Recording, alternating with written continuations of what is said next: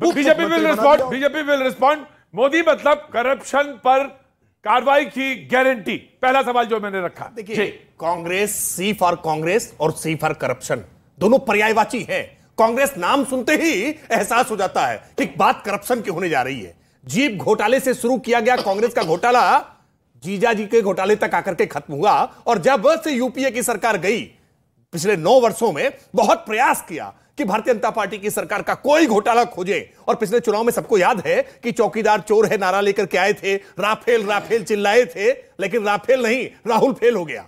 वास्तविकता यह है कि इस देश के प्रधानमंत्री राजीव गांधी जी ने स्वीकार किया था कि केंद्र से 1 रुपए चलता है और 85 पैसा भ्रष्टाचार की भेंट चढ़ जाता है। आज हमने डीबीटी स्कीम के तहत एक एक पैसा जनता के खाते तक पहुंचाने का काम किया है। 2.25 लाख करोड़ रुपए आज हमने किसानों के लिए किसान सम्मान निधि उनके खाते तक पहुंचाने का काम किया है। 1,30,000 करोड़ रुपए अगर हमने फसल बीमा योजना से किसानों के खाते तक पहुंचाया है तो एक भी पैसा बिचौली ने ले लिया है। इसलिए भ्रष्टाचार पर कार्रवाई की गारंटी नरेंद्र मोदी है, और भ्रष्टाचार में जेल से बेल है, इस समय बेल पे बाहर हैं राहुल गांधी जी, सोनिया गांधी, पूरा परिवार। कांग्रेस दिन पार्टी विल जी, Samajwadi party will respond. Bail लोग जो बेल पे इनके यहाँ हेमंत बिस्वा शर्मा से लेकर के सब पर जो बुकलेट निकालते थे उसको मुख्यमंत्री बना दिया। आ मुकुल जा मुकुल, आ अजीत उप मुख्यमंत्री बन जा अजीत। ये तो इनकी भ्रष्टाचार पर गारंटी है। ऐसी गारंटी यदि दे रहे हैं तो मुझे लगता है एनसीपी को क्या कहा था इन्होंने, क्या है करप्ट पार्टी, कौन सी करप्ट पार्टी कही थी आपने, याद है आपको?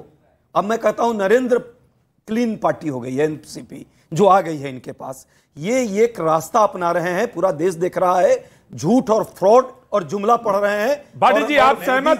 अपने मित्रों को बचाने का मुझे आश्चर्य होता है कांग्रेस ये दोहरापन क्यों रखती है। आप अगर अजीत पवार को भ्रष्टाचारी कह रहे हैं तो छाती ठोक कर कहिए कि हमने भ्रष्टाचारी को मुख्यमंत्री बनाने का काम किया था। आप जब बनाएंगे तब वो क्लीन रहेंगे, हमारे पास शामिल हो जाएंगे तो भ्रष्टाचारी हो जाएंगे। ये दोहरापन बंद करिए, ये दोहरापन बंद करिए। शुरुआत में कहा, मैंने कहना जब तक आपसे तब तक कहा था, नहीं आपका तो मसला हम तो आज भी कह रहे हैं। ऐसे बोल कैसे लेते हैं ये लोग, इतना माने इस लेवल पर चले कैसे जाते हैं, आश्चर्य लगता है, शर्म भी नहीं आती। क्या राजनीतिक सूचिता यहां नीचे गिर गई? मैं आता हूं, बिल्कुल आनंद जी आपके पास आ रहा हूं जी। पहले Samajwadi party will respond and then I will come to you जी। Samajwadi party will respond. देखो, भ्रष्टाचार इस देश की एक बहुत बड़ी समस्या है, प्रमुख समस्या है। तो नरेंद्र मोदी जी गारंटी है उसके, उस पर वार की? उसी पर आ रहा हूं। किसी विद्वान ने कहा था कि भारत एक अमीर देश है जिसमें गरीब लोग रहते हैं।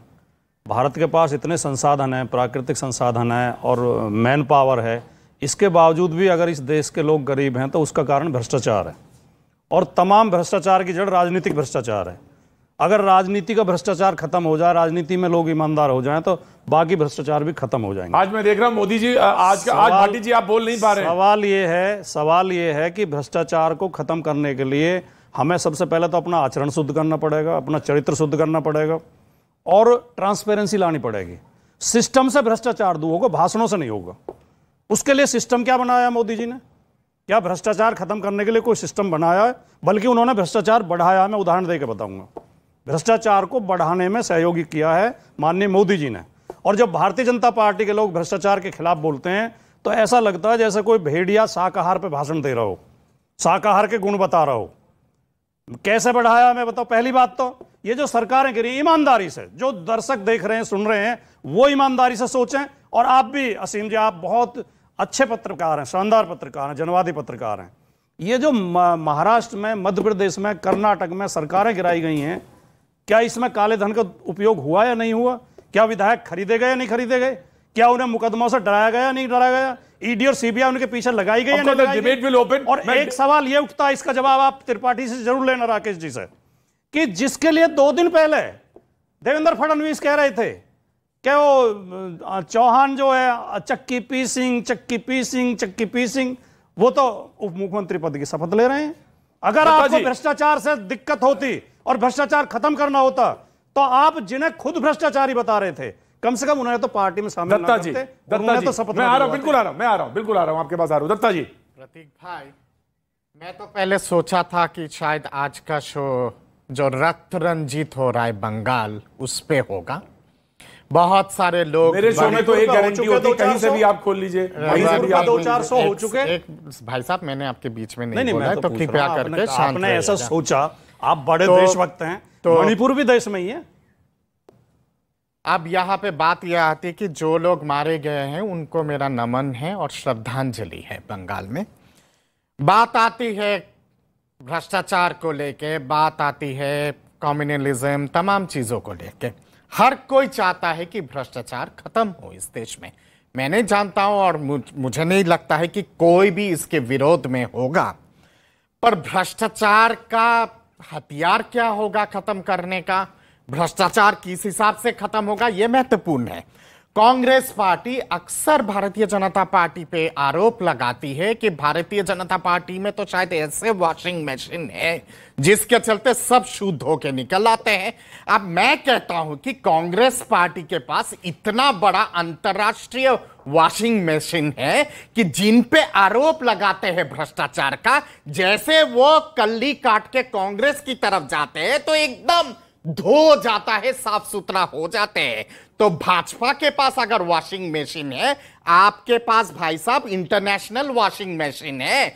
मत भूलिए कोतरोची को और यूनियन कार्बाइड के चेयरमैन को चार्टर्ड फ्लाइट से किसने उड़ान बढ़ा के भगाया था इस देश से? श्रीमान राजीव गांधी जी, भारत के उस समय के प्रधानमंत्री। तो किस हिसाब से मगरमच्छ के आंसू फेंक रहे हैं आप और किस हिसाब से मीराबाई के भजन गा रहे हैं आप? भ्रष्टाचार की नींव आप है, भ्रष्टाचार की जननी आप है, कम्युनलिज्म की नींव आप है, कम्युनलिज्म की जननी आप है। इस देश में अगर भ्रष्टाचार को संयोजित प्रायोजित वे में किसी ने अगर शुरू किया, किसी पार्टी ने शुरू किया, तो वो श्रेय जाता है कांग्रेस पार्टी को। इंदिरा जी के दौरान इसकी शुरुआत हुई थी। ब्यूरोक्रेसी हमारे देश में कब राइट दत्ता जी, मैं आया, दत्ता जी आया, मैं डिबेट ओपन कर रहा हूं। मैं जी जनाब, भ्रष्टाचार पर वार की गारंटी मोदी जी। मैं आ रहा हूं सर, पहले डिबेट आपको सर आप आंसर देंगे, मैं आऊंगा कांग्रेस पे आऊंगा। एक प्रतीक भाई, एक बहुत पहले एक ऐड आता था कि फैशन के दौर में गारंटी की जो है इच्छा ना करें, तो चुनावी फैशन के दौर में गारंटी की इच्छा ना करें, ये सब जानते हैं। और जब वो गारंटी की बात कर रहे थे तो शिवराज सिंह चौहान साहब पीछे ही बैठे हुए थे। व्यापम घोटाले पे साहब दो अल्फाज नहीं निकलते, बोला करें भारतीय जनता पार्टी कूदा करे। अब बरसात का मौसम है, आपको पता है, कुछ जो है चुनाव के अंदर जो है बरसाती मेंढक भी निकलेंगे और बहुत से लोग टटर टटर करेंगे, तो वो कर सकते हैं, कोई इसमें बुरी बात नहीं। भाई साहब, जब आप गारंटी की बात करते हैं तो महिला सुरक्षा की गारंटी की भी बात करा करिए। भ्रष्टाचार पे तो बात हो रही है, करिए ना आप। अभी देखिए 40% सरकार जब गई है कर्नाटक में, उस वक्त साहब भ्रष्टाचार नजर नहीं आ रहा था। मध्य प्रदेश के अंदर भ्रष्टाचार है, उस पर बात नहीं करते हैं। उसके बाद हरियाणा के अंदर भी भ्रष्टाचार है, उस पर बात नहीं करते हैं। बेरोजगारी पे बात नहीं करते हैं। चुनावी मौसम है साहब, इस चीज को समझना चाहिए। और दूसरी मैं बात कह दूं कि अभी माननीय प्रधानमंत्री जी जो है राजस्थान के दौरे पे थे, अभी थोड़ी देर पहले चुनावी रैली हो रही थी, ना मणिपुर पे बोले हैं और ना दत्ता जी आपको बता दूं ना जो है बंगाल की हिंसा के ऊपर बोले। दो अल्फाज माननीय प्रधानमंत्री नहीं बोलते। लेकिन और आज उससे पहले एक बात हुई, सुबह सुबह मोहब्बत की खेती करने राहुल साहब पहुंच गए।